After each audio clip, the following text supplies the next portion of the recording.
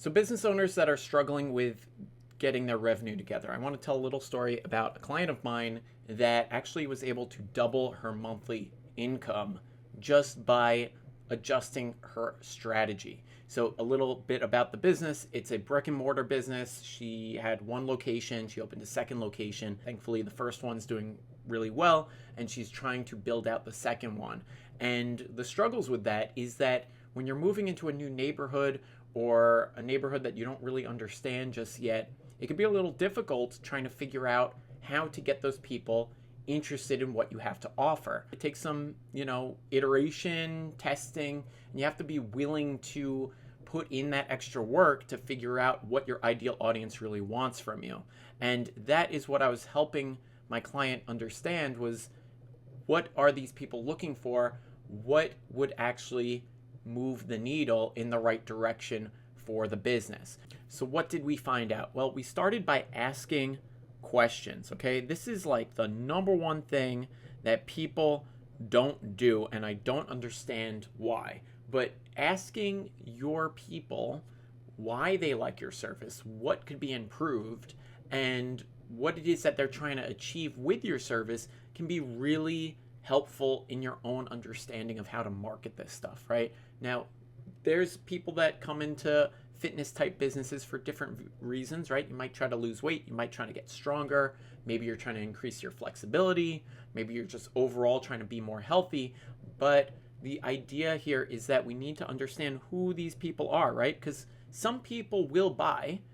If you had 100 people in a room, chances are you're going to get a 1% conversion rate. You might have one sale, right? So after a couple months, you're going to get people in your business. They are going to give you a shot, but it's really important to really nurture those first clients to understand why they're there, why they like you, and what keeps them coming back. So we really dug deep into why people are coming back, what they're interested in, etc. And then what we started to do was we actually used that information to make improvements, right? So that was adjustments in the class structure, adjustments in the offer up front.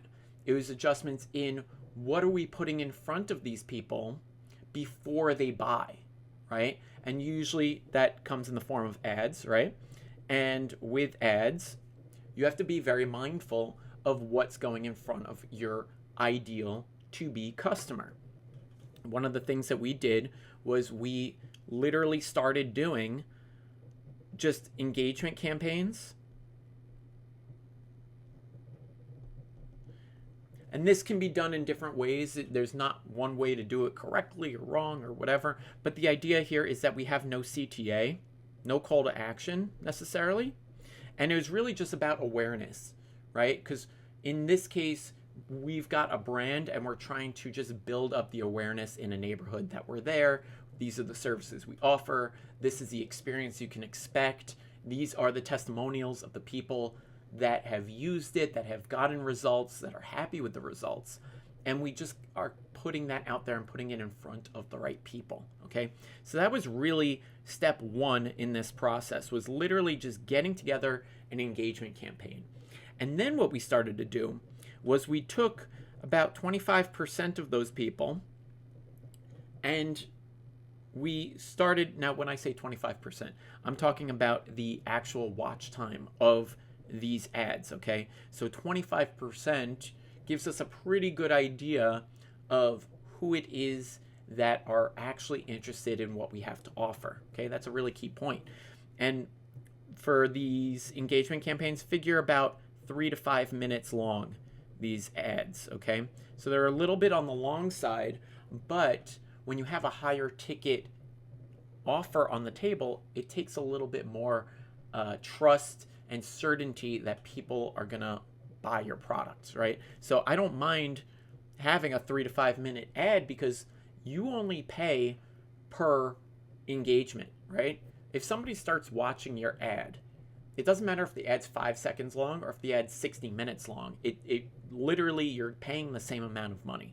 So in my view, you might as well squeeze it for all that it's worth and really get it out there, the ideal message that you're trying to put in front of people, okay? So what we did was we put together some videos, demonstrations. We're showing how the products work, right? Showing what the testimonials are, what people are seeing in terms of their results, all that good stuff. Then we're taking the 25% view time, and then we're using that to build a new audience, okay? And you could do this in Google Ads, you could do it in Meta, and pretty much any advertising platform allows you to do this. So it's agnostic.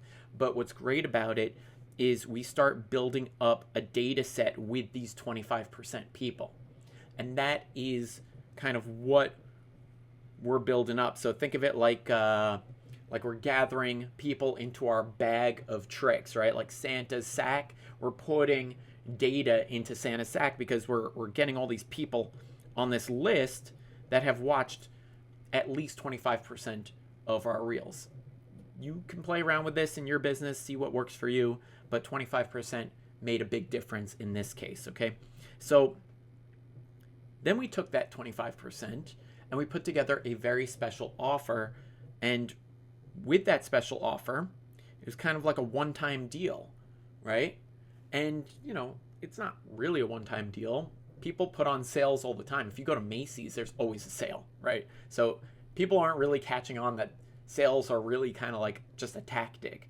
But almost everything is always on sale. If you go on Amazon too, it's the same thing, right? It's always like 20% off or something like that.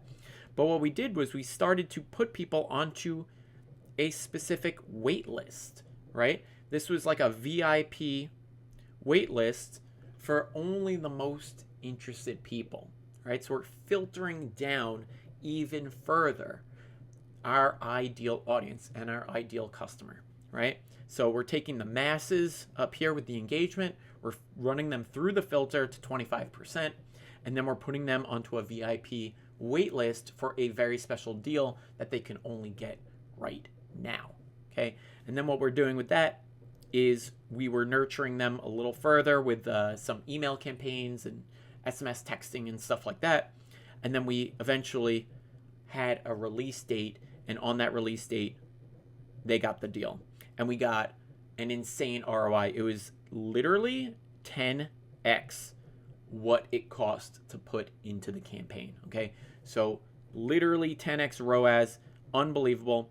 And personally, I believe it actually underperformed in terms of the reporting because this doesn't include the people that came into the store and actually bought after they saw the ad.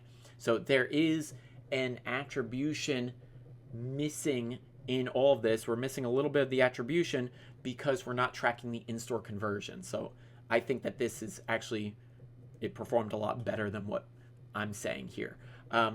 Now, there is a software fix for that. We could get into that in another video if you're interested. But for now, if you're interested in implementing this in your business, please drop a line below. You can DM me, and I'll catch you soon.